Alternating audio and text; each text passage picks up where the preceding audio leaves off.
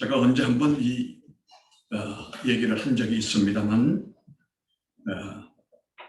결혼해서 3남매를 두고 이유 없이 어느 날 갑자기 남편이 세상을 떠났어요. 그때 아이 셋을 남겨놓고 그 아내 나이가 25이었습니다. 25이면 요즘으로 보면 아직은 다 결혼도 안 한 한창 때일 텐데, 이 당시에는 좀 결혼 연령이 일렀기 때문에 25세 혼자가 된 권사님이 있었어요. 물론 그때는 권사님이 아니었죠. 뒤에 이제 권사님이 됐는데, 이 세 아이를 데리고 25세 청춘 과부가 혼자서 세상을 산다는 것이 얼마나 힘들고 고통스럽겠습니까? 자식들하고 살아보니 도무지 못 살겠다는 것. 경제적인 면도 그렇고, 이 자식을 셋을 데리고 내가 앞으로 평생을 살 것을 생각하면 앞이 캄캄하고 손끝만큼도 희망이 보이지가 않았다는 겁니다. 그래서 어느 날은 도시락을 싸서 아이들에게 이런 얘기를 했습니다. 얘들아, 이렇게 좋은 날씨인데 우리 도시락을 싸가지고 한강에 소풍을 가자고 그랬더니 애들이 얼마나 좋아하는지 김밥을 싸고 해가지고 한강으로 갔습니다. 그런데 이 25 아이의 엄마는 사실은 이날 한강에 놀러 간 게 아니고 새놈을 몽땅 끌어안고 물에 빠져 죽으려고 이제 갔던 거예요. 가서 이제 도시락을 풀어서 김밥을 먹는데 눈물이 쏟아지는데, 그 아이 가운데 큰 아이가 눈치가 있는데 엄마를 보더니 냈다 도망을 치면서 엄마 나는 안 죽을 거야, 그리고 도망을 치는 거예요.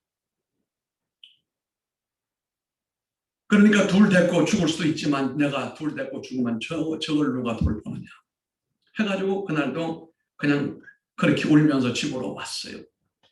이런 일이 그 뒤로도 한 2번 정도가 있었답니다.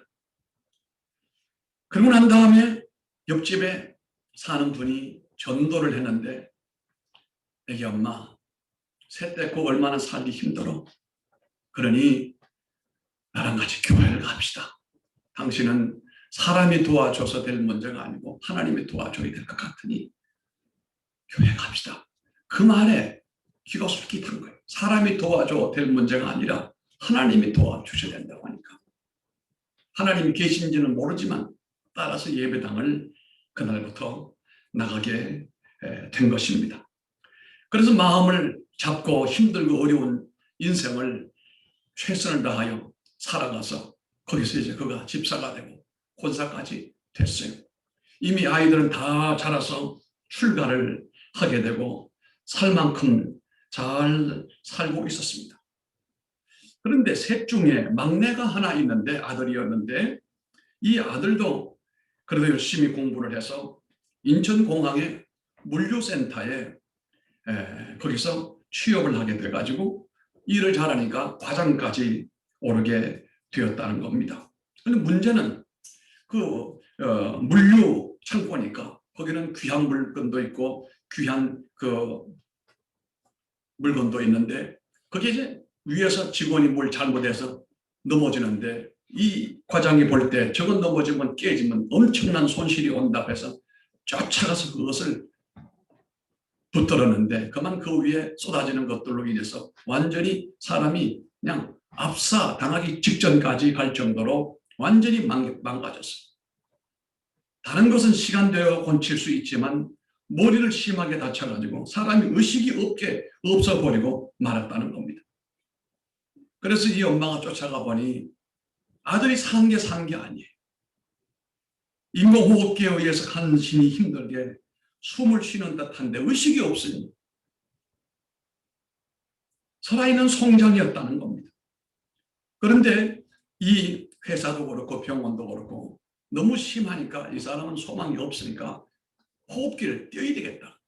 근데 부모 동의를 받아야 되는데 그 엄마에게 이 사람은 지금 송장이다. 그러니까 호흡기를 떼어야 되겠다고 했더니 이 엄마가 노발대발하면서 그냥 못 된다. 당신들이 못 고쳐도 하나님께서 고치시면 고칠 수 있으니까 염려하지 말고 뛰지 말라요. 그날부터 혹시나 이 호흡기를 띨까 봐 집으로 가지 않고 이 엄마는 이 중환자실에 거의 진우치고 살피고 있는 아들 이 호흡기를 띄나 안 띄나. 그리고 그 옆에서 이렇게 기도합니다. 이놈아, 너 회개해라. 너 하나님 앞에 회개해라. 너 지금껏 잘못 살아온 것 하나님 앞에 회개해라 울면서 이 아이 귀에다 대고 소리를 칩니다. 송장처럼 누워있는 아들을 위해서 이 엄마가 몸부림을 치며 옆에서 기도를 하고 있습니다. 그런데 이 아이가 살아났어요. 중환자실에서 2년 만에 거짓말처럼 일어났습니다. 일반 병실로 옮겨가 1년 만에 수술을 여러 번 하고 뇌 일부도 잘라내고 그리고 재활치료받고 언어 재활치료를 받고 긴 병원 생활을 3년 만에 마치고 퇴원을 했어요. 그러나 한쪽은 완전히 마비가 돼가지고 4년이 지났지만 집행이를 짚고 간신히 교회 올 정도만 하나님이 살려 놓으신 거예요. 이 사람을 바라볼 때 주변에서 하는 말들이 야, 참 대단하다. 죽어야 될 사람을 저 어머니의 헌신과 기도로 살려냈다. 물론 교회도 열심히 기도했지만 주변에서 그렇게들 얘기를 하는 겁니다. 이것이 사실 부모의 마음 아니겠습니까? 남들은 다 죽었다고 하고 호흡기 띄어야 된다고 말하고 괜히 헛수고한다고 말하지만 그러나 부모 마음은 그게 아니었다. 의식이 있든 없든 내 자식이고 콧구멍에 숨만 있으면 살아있는 것 아니냐. 하나님 내 아들을 살려주시길 원합니다. 이 아들을 살려주기를 원합니다. 그래서 기적적으로 이 아이가 살아난 것 아니냐 이 말입니다. 그런데 우리가 오늘 이 종료주일을 맞아서 제가 본문 내용을 조금 옆으로 가서 본문을 정했습니다만 우리가 너무도 잘 알아요. 종료주일의 이벤트는 종료주일서부터 부활주일까지 이르는 과정을 우리가 수없이 성경을 읽고 설교를 했기 때문에 잘 알 겁니다. 그래서 오늘은 제가 조금 비켜서 성경을 보고 설교를 하게 되는데 오늘 말씀의 제목이 뭡니까? 아버지의 마음이다. 아버지의 마음이다. 부모의 마음이다. 우리는 예수님께서 걸어가시고 예수님 관을 받으시고 예수님이 죽으셨다고까지는 우리가 여러 번 이해를 했는데 뭔 아버지가 여기 이 어머니는 어떤 상황 어떤 여건에서도 이 아이 심장이 뛰는 날 그날은 아직도 살아있는 날이고 다호흡기를 뛰어낸다고 말하지만 아니다. 하나님이 일으키신다 라고 그렇게 주장을 했던 것처럼 오늘은 우리가 조금 그 아들을 그렇게 버리고 매정하게 살피지 아니하시고 아예 죽게끔 만들어버리는 그 아버지 심정은 도무지 무슨 아버지 심정인가? 그 부모의 마음은 어떤 부모의 마음일까? 이렇게 한번 생각을 해보고자 하는 것입니다. 십자가에 나타난 하나님의 마음은 어떤 것일까요? 십자가의 아들을 매다신 하나님의 마음은 보통 아버지 마음과 달랐습니다. 십자가에 달린 아들 고통을 겪으며 하늘을 향해서 호소하는 아들을 끌어내어 살리려고 하지 않으시고 도리어 그 길을 가도록 외면하고 있다 이 말입니다. 하나님은 그날 아들을 죽도록 내버려 두십니다. 예수님이 십자가 달리기 아주 오래전부터 그러니까 예수님이 이 땅에 오시기 전 800년 전에 이사야 선지자는 이런 하나님의 마음을 놀랍게 묘사를 했습니다. 여호와께서 그에게 상함을 받게 하시기를 원하사 다시 여러분 들어보세요. 여호와께서 그에게 예수님에게 상함을 받게 하시기를 원하사 질고를 당하게 하셨다 그랬습니다. 질고를 당하도록 하나님이 그렇게 하셨다 이 말씀이에요. 아들을 죽이는 것이 아들의 몸을 짓뭉 깨듯이 깨뜨리는 것이 하늘 아버지의 뜻이다 이런 말씀입니다. 성경의 해석은 성경은 아들을 속건제물로 우리가 속건제물이라고 하거든요. 길티하게 되면은 우리가 일반적인 죄책감을 얘기할 때 guilty feeling이다 그렇게 말을 길트라고 하는 건 죄인데요. 이 길트 오프닝이라고 말하면 오프닝은 헌금이라는 것 아닙니까? 죄를 속하는 헌금이다. 길트 오프닝, 속건제. 예수님 스스로가 속건제가 되게 하셨다는 겁니다. 속건제는요, 깨떨어진 관계 회복을 위해서 드려졌던 제물이었거든요. 구약에 흔히 흠없는 순양으로 드려져야 하는 것이고, 제물은 드려지는 순양의 심장에 칼을 꽂아서 먼저 심장에서 뜨거운 피가 솟구치게 하는 겁니다. 피를 흘리면서 죽어가는 그 양의 눈동자를 보게 되면 희미하게 풀리기 시작을 하고 나중에는 파들파들 떨면서 그냥 죽어요. 그리고 털 가죽은 벗겨지게 되고 내장은 다 제거가 되어지게 되고 뼈와 살이 완전히 나누어져서 제단 숯불에 태워서 드리는 제사가 속건제 길트 오프닝이었습니다. 하나님께서는 당신의 독생자를 그렇게 속건 제물로 드려지는 양과 같이 내놓으셨다는 거예요. 이제 사람들은 이것을 바라볼 때 조롱하면서 그 어린 양의 가슴에 못을 박습니다. 세상의 아버지들은 어떻게 하든지 아들을 살리려는 마음을 가지고 있는데 하나님은 오히려 아들을 죽이려고 작정을 하신 것처럼 보입니다. 제가 어릴 때 봤는데 우리 집 이웃에 사는 한 분이 아들이 지금만 달리 그때는 금연 걸리면 죽는다고 그랬어. 돈이 많이 들어서. 심장에 문제가 생기고 쉽게 말하면 심장 판막증이 왔어. 70년대입니다. 그때. 뭐 돕는 단체도 없어요. 아이 입술이 그냥 파랗게 되고 뭐 죽어간다고 그러니까 병원비가 이만저만 드는 거 아니에요. 근데 그 아버지는 별로 아버지 노릇을 잘하는 사람은 아니었어요. 내가 볼 때는. 아이들을 귀하게 여기지도 않고 아이들을 잘 돌보는 아버지도 아니었어요. 그런데도 그 아이가 다른 병이 없고 심장 수술을 해야 아이가 산다고 하니까 그렇게 애지중지하던 전답을 팔았어요. 팔아가지고 이 아이를 고쳤어요. 그리고 살아가는 삶이 쪼그라들어서 가난하게 사는 걸 봤어요. 그때 내가 야, 저 아버지 멋있는 아버지다.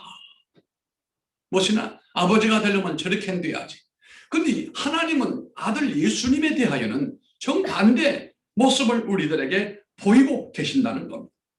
하늘 보좌에서 이 세상에 아들을 내려보내실 때도 하필이면 마구간에 내보내시느냐 이 말입니다. 아예 보내실 때도 그를 죽게 하려고 이 땅에 보내신 거라고 보게 되는 겁니다. 사람의 상식으로 도무지 이해할 수 없는 하늘 아버지의 마음이었습니다. 우리는 자식이 공경에 처하게 되면 절박한 죽음의 문턱에 머물게 되면 자신의 몸을 던져서라도 모든 걸 다 팔아가지고 그래도 그 자식을 살리려고 하는 것이 부모 마음이 아니겠습니까? 바로 저와 여러분의 마음이 그런 마음 아니겠습니까? 그러나 하나님 아버지의 마음은 달랐어요. 왜 아들을 죽이면서까지 죄인들을 구원하려고 하실까? 우리가 그렇게 값어치가 있었던 존재였느냐 이 말입니다. 우리가 그렇게 대단한 존재가 아니잖아요. 다만 그것이 우리를 살리는 길이었는데 이 십자가의 놀라운 그 은혜를 가장 가까이에서 보았던 사도 요한은 그 아버지의 마음의 비밀을 훗날 그렇게 기록을 하고 있습니다. 이 십자가에서 가까이서 광경을 바라보았던 사람이 요한이에요. 나중에 예수님의 어머니를 모시게 되었습니다마는 그는 그 자리에서 하나님 아버지 마음을 헤아렸다는 겁니다. 하나님이 세상을 이처럼 사랑하사 독생자를 주셨으니 이는 저를 믿는 자마다 멸망치 않고 영생을 얻게 하려 하심이라. 이것은 정말 하나님 입장에서 우리들에게 전해주신 하나님의 마음의 말씀입니다. 이런 놀라운 사랑을 나중에야 깨달은 이 사도 바울은 로마서 5장 8절에서 우리가 아직 죄인 되었을 때에 그리스도께서 우리를 위하여 죽으심으로 하나님께서 우리에 대한 자기의 사랑을 확장하셨느니라. 그렇게 고백했습니다. 그래서 이사야는 그가 예수님을 바라볼 때에 고난받는 종이다 라고 표현을 했습니다. 또 많은 사람의 죄를 담당하실 분이다라고 표현을 합니다. 고난의 종으로 오신 걸 찔러 쪼개고 온전히 죽음으로 내놓은 다음 예수 그리스도께서 외치셨던 것이 무엇입니까? 다 이루었습니다. 성부께서 나를 이 땅에 보내실 때부터도 보내시려고 하는 그런 마음이 있었지만 자진해서 그 길로 왔던 분이 성자 예수님 아닙니까? 그 일을 본인이 자원해서 오신 분입니다. 그래서 마지막에 하신 말씀이 다 이루었다 이 말입니다. 이 말은 본래 이게 상거래하는 사람들이 쓰는 말이었습니다. 주고받는 가운데서 다 주었을 때 쓰는 말이 테테스 스타일, 지불 완료다, 지불 끝이다, 도장 딱 찍는 그겁니다. 왜 하필이면 예수님께서 십자가에서 마지막 말씀이 바로 이 테텔스 스타일이라고 하는 말을 씁니까? 아주 의미가 있습니다. 죄인된 우리들이 죄값을 지불을 해야 될 텐데 우리가 지불을 할 게 뭐가 있습니까? 이것을 예수님께서 대신 나의 자기 백성들의 모든 죄를 그 죄값을 저 사단에게 지불했다 이 말입니다. 원죄값을 치렀다 이 말입니다. 이제는 더 이상 이 죄값에 대하여 시시비비를 걸지 말라 이 말이 테텔스 스타일이라는 말입니다. 이제 문제는 우리가 이 은혜를 깨달아야 돼요. 나 대신의 죄값을 우리는 이 죄값을 누가 대신할 수도 없고 나도 스스로 이 문제를 해결할 수가 없는 영원한 과제였는데 예수님이 다 지불하시고 지불 완료가 됐다라고 했는데 그러면 이제 나는 어떻게 살아가야 하느냐 이 말이라고 하는 겁니다. 과연 내가 주님이 그 십자가를 흘리면서 죽으셔야 할 정도로 내가 중요한 사람인가? 그런 가치 있는 사람인가? 그렇다고 한다면 나는 그 하나님의 기대에 어떻게 살아야 되는 것인가? 라고 하는 것입니다. 이사야를 통해서 나타난 하나님의 구원의 드라마는 참으로 놀라운 구원의 역사를 완성한 후에 놀라운 생명의 양식을 다 준비하신 다음에 하늘 아버지는 우리를 하늘잔치로 초대하고 있음을 알게 되어지는데 이사야 55장 1절로 2절에 보니까 돈이 없어 가난한 사람들 참석하지 못할까 싶어서 무엇을 해야 하는데 부담되어 오지 못하는 사람이 있을까 싶어서 초대하는 말씀. 오호라 너희 모든 목마른 사람들아 물로 나오라. 돈 있는 자도 오라. 너희는 와서 사 먹되 돈 없이 값없이 와서 포도주와 젖을 사라. 너희가 어찌하여 양식이 아닌 것을 위하여 은을 달아주며 배부르지 못할 것을 위하여 수고하느냐. 내게 듣고 들을지어다. 그리하면 너희가 좋은 것을 먹을 것이며 너희 자신들이 기름진 것으로 즐거움을 얻으리라 말씀하셨습니다. 하나님은 지금 놀라운 잔치에 모두를 우리를 지금 초청하고 있는 것이 이 예배입니다.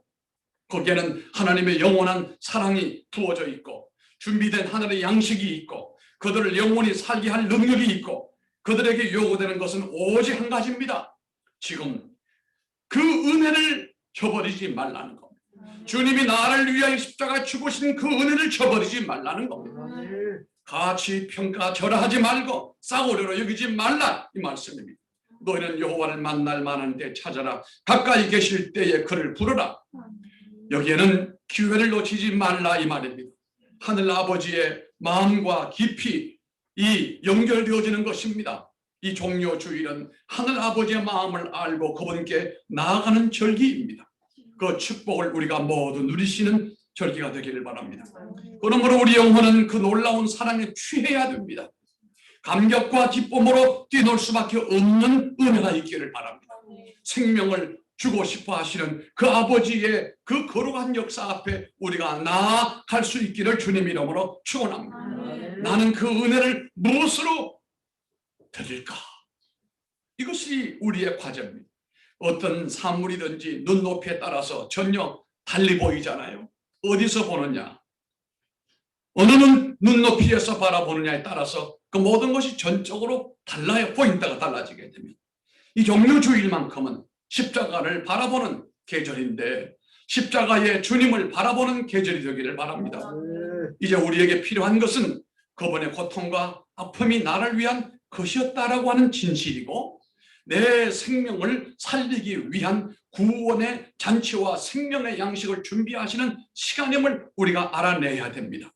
그리고 놀라운 구원의 잔치로 우리가 나아가는 절기이고, 이 고난이 지나고 부활이 되면 나를 위한 그 놀라운 역사 앞에 우리가 기뻐 뛰며 즐거워 춤추며 나가야 되는 것입니다. 이것이 부활의 신앙입니다. 그 놀라운 하나님의 사랑을, 십자가에서 피어나는 그 놀라운 은혜를 작가들은 글로 글을 씁니다. 음악가들은 음악으로 표현을 합니다. 화가들도 그림으로 표현을 했습니다. 많은 화가들이 십자가에 달리신 예수님을 그릴 때에 사람의 눈높이로 그렸습니다. 그러한 그림을 보고 있노라면 나를 위해서 돌아가신 고마우신 예수님을 보게 하게 하는 그런 감동을 느끼게 해주는 것이니까 이것도 감사하죠. 그러나 아주 다른 관점에서 십자가를 바라보게 하는 성화도 있습니다.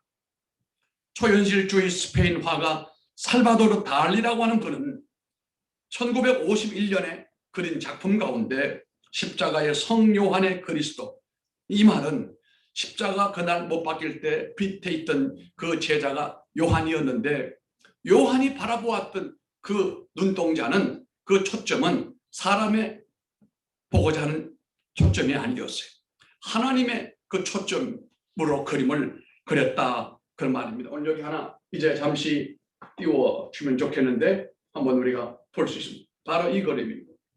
이 십자가의 모습은 위에서 본 포인트입니다. 위에 계신 하나님이 바라보실 때 예수님이 아마 이런 모습이었을 것이다 라고 하는 것입니다.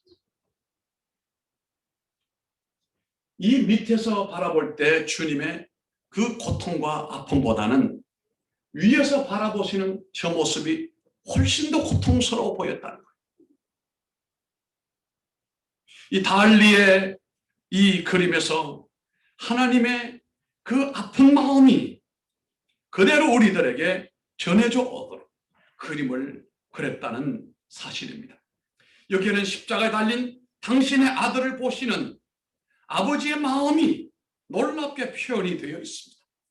그리고 십자가 아래에 있는 땅의 한가운데 하늘이 펼쳐지고 있음도 놀라운 합법이라 그렇게 우리가 표현을 합니다. 십자가는 진정한 의미에서 하늘의 관점에서, 하나님 관점에서 보아야 바로 이해한다라고 볼 수가 있습니다. 그래야 여러분의 신앙이 더 깊은 영성으로 갈 수가 있다는 겁니다. 여러분, 자식이라고 하는 사람들은 구원하시고 하나님과 화목제로 연결시키는 누군가가 속건 제물이 필요한데, 이걸 아신 분이 예수님이고 예수님이 스스로 그 일을 위하여 이 땅에 당신이 내려오신 거예요. 그리고 오실 때 목적을 아신 거예요. 죽으시려고. 그리고 지금 죽음의 길로 가시는데, 문제는 너무 힘들고 너무 고통스럽고 너무 아프니까 엘리 엘리 라마 사막다리 같은 외마디를 외친 거 아니겠습니까? 그래도 성부 하나님은 본척을 하지 아니하시고 죽음의 마지막 모습까지 하나님은 도움을 주지를 않으셨다는 겁니다.